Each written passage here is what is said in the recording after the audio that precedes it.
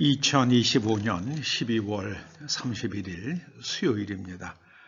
오늘은 2025년의 마지막 날이면서 또 마지막 수요 말씀입니다. 오늘 요한계시록 네 번째 꼭지는 계시록 4장 1절에서 11절까지의 말씀입니다. 그 가운데 6절을 함께 읽어보십니다. 2일 후에 내가 보니 하늘에 열린 문이 있는데 내가 들은 바 처음에 내게 말하던 나팔소리 같은 그 음성이 이르되 이리로 올라오라. 이후에 마땅히 일어날 일들을 내가 내게 보이리라 하시더라. 내가 곧 성령에 감동되었더니 보라 하늘에 보좌를 베풀었고 그 보좌 위에 앉으신 이가 있는데 앉으신 이의 모양이 벽옥과 홍보석 같고 또 무지개가 있어 보좌에 둘렀는데 그 모양이 녹보석 같더라. 네 생물은 각각 6날개를 가졌고 그 안과 주위에는 눈들이 가득하더라. 그들이 밤낮 쉬지 않고 이르기를 거룩하다 거룩하다 거룩하다.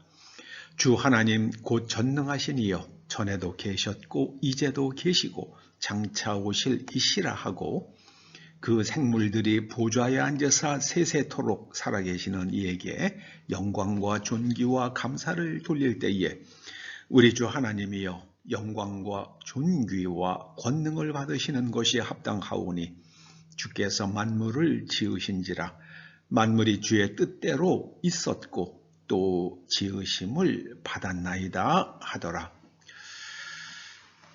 천상의 광경 이런 제목으로 말씀을 상고해 보시겠습니다. 요한계시록 4장에 있는 많은 표현들은 우리가 다 헤아리기가 어렵습니다. 저는 성경을 읽으면서 제가 다 이해할 수 없는 것은 그저 이해하지 못하는 대로 그냥 건너뜁니다. 무리하게 해석을 하다가 그릇되이 해석하는 것보다는 그대로 건너뛰고 또 계시가 열리는 부분만 은혜 받고 깨닫고 나아가는 것을 원칙으로 하고 있습니다. 이유는 달리 다른 길이 없기 때문입니다. 1절에 보면은요, 하늘에 열린 문이 있다. 이렇게 말씀하십니다. 그 말씀은 하나님의 나라의 문은 열려 있다. 문이 열려 있으면은요, 그 하나님의 그 문으로 하나님의 나라에 들어가는 사람이 있고 또 하나님의 나라로부터 하나님으로부터 이 땅에 계시가 임한다는 것을 상징한다고 해석됩니다. 우리는 그 성서를 아주 존중하고 하나님을 믿죠. 대단히 귀한 믿음이죠. 그런데 성서 외에는 다 부인하는 그런 또 태도는 너무 과한 것이 아닌가 하는 생각을 하기도 합니다. 하나님께서 특정한 시간에 특정인에게 특정한 계시를 내려주기도 하시기 때문입니다. 그것은 그 사람에 국한되기도 하고 그 계시를 받은 사람의 상황과 주신 말씀을 통해서 우리가 신앙적 유익을, 교훈을 크게 받을 수도 있죠. 그러니까 그것은 다 무시된다. 이렇게 이야기하는 것은 너무 좀 과하죠. 네, 과하다는 생각입니다. 우리가 성경을 존중히 여기는 것과 그리고 하나님의 계시는 지금도 열려 있다. 하늘문은 열려 있다라는 이 생각을 우리가 균형 있게 잘 조화를 이루는 것이 지혜로운 성경 해석관이라고 저는 생각합니다. 그리고 이제 하나님의 보좌에 대한 사도 요한이 본 하나님의 보좌 모습을 기록하고 있는데요. 그냥 귀하고 아름답고 참 정말 찬란하다. 우리가 상상할 수 없는 그런 모습이다라고 그렇게 넘어가는 것 외에는 그 많은 눈들이 무엇을 생각하는지, 보좌 앞에 켠 등불 7이 그거는 이제 하나님의 영을 상징하는 거니까는요. 그리고 수정과 같은 유리바다가 무엇인지 이런 것들을 갖다가 하나하나 설명하고 또 해석을 붙이려고 하다가는요. 이게 알레고리에 지나치게 알레고리로 흘러갈 수 있는 그런 위험성이 있죠. 그래서 그런 그냥 하나님 나라의 그 하나님의 그 존귀하심과 위엄을 나타내는 표현이다. 그렇게 그냥 간략하게 정리할 수밖에 없는 그런 계시들입니다. 자, 그런데 그 하나님의 보좌 주변에 네 생물이 있죠. 그 네 생물이 하나는 사자 같고, 하나는 송아지 같고, 하나는 사람의 얼굴 같고, 하나는 날아가는 독수리 같습니다. 근데 그것이 각각 무엇을 상징하는지 또 막 설명을 하는 분들도 있습니다만은 그 설명을 해본들 또 뭐 하겠습니까? 저는 여기서 중요한 것은 이 네 개의 생물이 계속해서 쉬지 않고 하는 말입니다. 거룩하다, 거룩하다, 거룩하다. 주 하나님 곧 전능하신 이여 전에도 계셨고 이제도 계시고 장차 오실 이시라. 거룩하다, 거룩하다, 거룩하다. 여러분, 그 성경에 계시된 하나님 이외의 사람들이 신이라 부르는 존재들은 모두가 다 내가 너를 편들어 주마 하는 신들이에요. 그 무당이나 뭐 이런 점치는 사람들도 다 그러죠.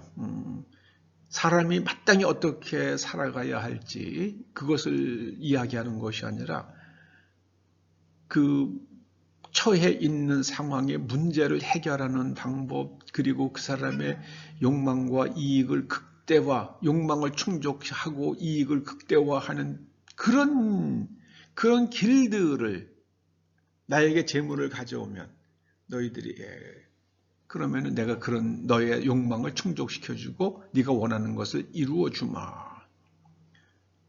근데 성경은 우리의 성장을 말씀합니다.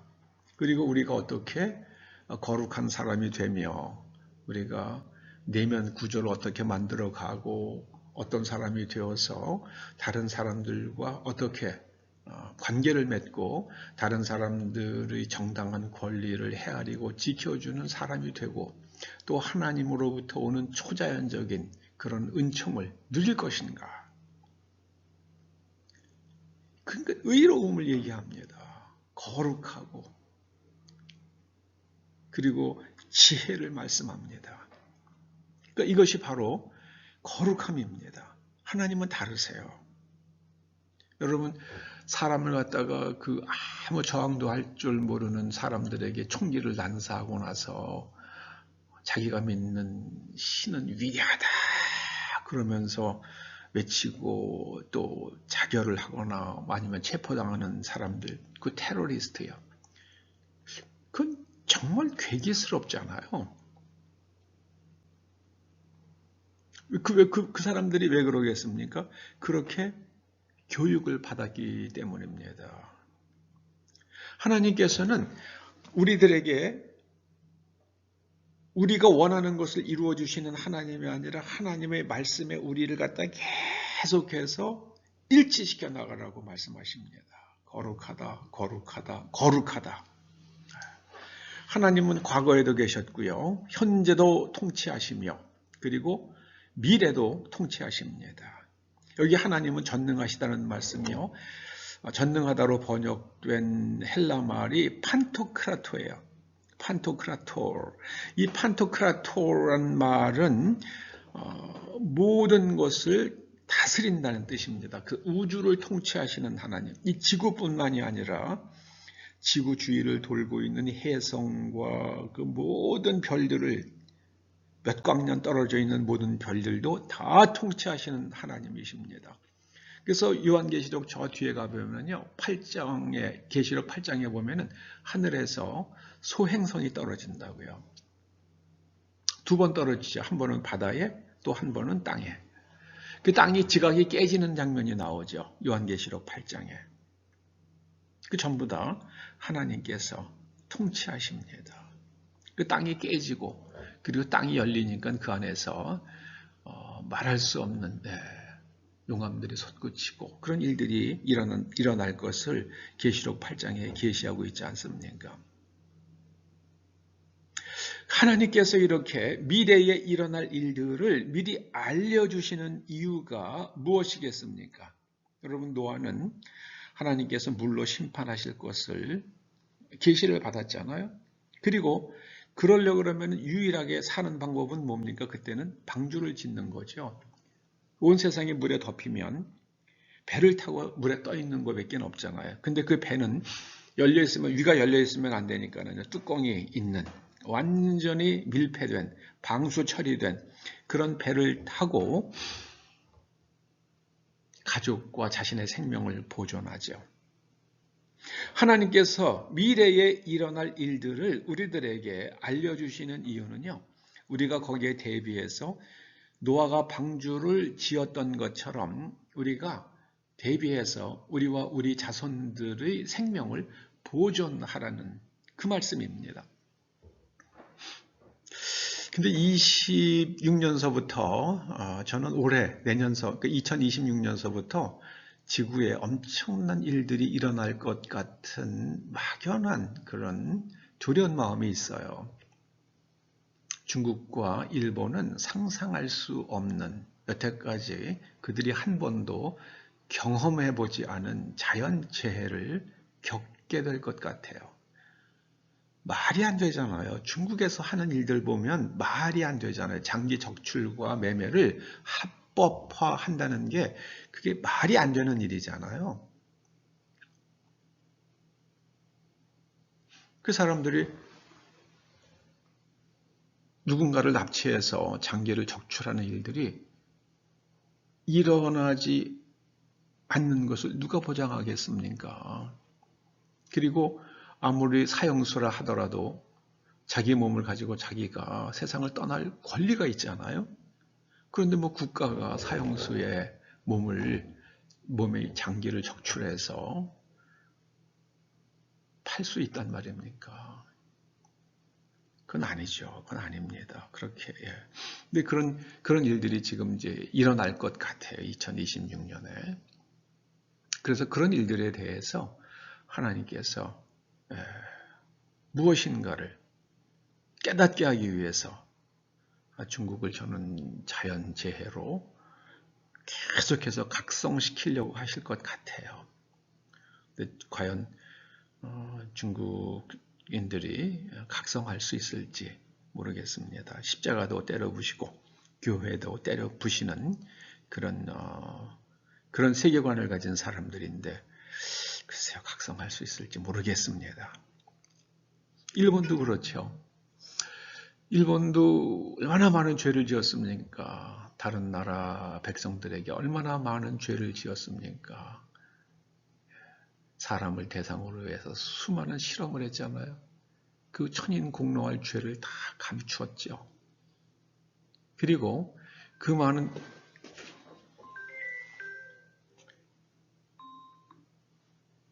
피해를 입은 사람들에게 그 나라 사람들의 마음에 와닿게 진정성 있는 사죄를 하지 않았죠. 일본 사람들이 자기네들의 방식으로는 사죄를 했다고 그러지만 그들은 전혀 사죄하지 않는 것처럼 여겨지잖아요.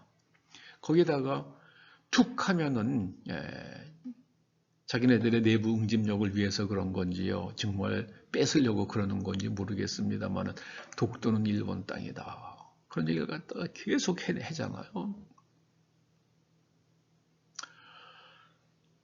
일본도 2026년에 엄청난 자연재해를 받을 것만 같은 생각이, 막연한 생각이 듭니다. 글쎄 어느 유튜버가 하는 이야기인데요. 그래서 제가 어느 정도 신빙성을 두어야 할지는 모르겠습니다만은, 최근에 유대인들이 한국으로 이주하는, 세계 금융 자본과 그다음에 기술을 가진 사람들이 한국으로 이주하는 일들이 좀 나타나고 있다는 그런 말들이 있더라고요.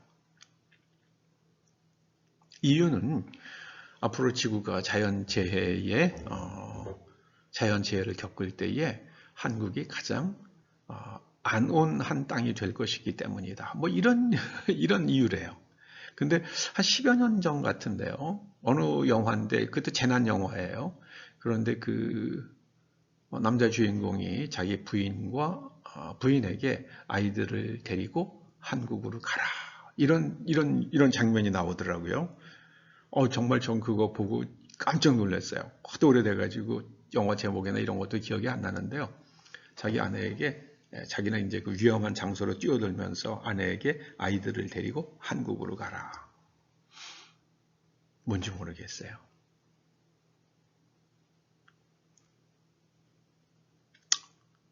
우리는 한국에서 태어나 살고 있는 저와 여러분은 복이 있는 사람들인 줄로 믿으십시다. 네. 정말 이 나라가 모든 정치인들이 양심적이고 진실하고 유능하기를 소원합니다. 정말 진실해야 돼요. 진실이란 것은요, 감춘 것이 없는 것을 뜻합니다. 감춘 것이 없는 것을 진실이라고 그럽니다. 그게 알레데이아, 헬라말 알레데이아의 뜻입니다. 자, 하나님께서는 전능하세요. 우주를 통치하십니다. 해성도 통치하시고, 모든 소행성도 다 통치하십니다. 그리고 하나님께서는 하나님만 하실 수 있는 일들을 행하십니다. 그게 영광이에요. 그리고 하나님께서는 정말 우리로부터 높임을 받으셔야 됩니다. 이 존귀, 으뜸 사랑을 받으셔야만 합니다. 하나님 으뜸 사랑. 그게 에베소 교회가 하나님 으뜸 사랑을 놓쳐버렸어요. 그래서 하나님 으뜸 사랑입니다. 그리고 두나미스를 행하십니다. 이제 이 천상의 광경을 보여주시는 이유는 반드시 요한계시록에 계시된 말씀들은 반드시 일어날 일이다. 그리고 하나님께서 우주를 통치하신다. 과거와 현재와 미래도 통치하신다. 시간과 모든 우주와 모든 시간을 통치하시는 하나님이시다. 그 두 가지 가장 강력한 메시지를 전하는 부분이 요한계시록 4장입니다. 하나님께서 여러분들과 여러분들의 자녀들 위해 하나님의 영광을 나타내시기를 기도하시면서 사시기를 주의 이름으로 축원합니다. 기도하시죠. 아버지 하나님, 요한계시록을 잘 읽고 노아가 홍수에 대비했던 것처럼 우리도 대비하여 우리와 우리 자손들의 생명을 보존하고 또 과거와 현재와 미래와 전 우주를 통치하시는 하나님께 참으로 경외와 사랑을 바치는 저희들 되게 하여 주시옵소서. 예수님의 이름으로 기도드립니다. 아멘.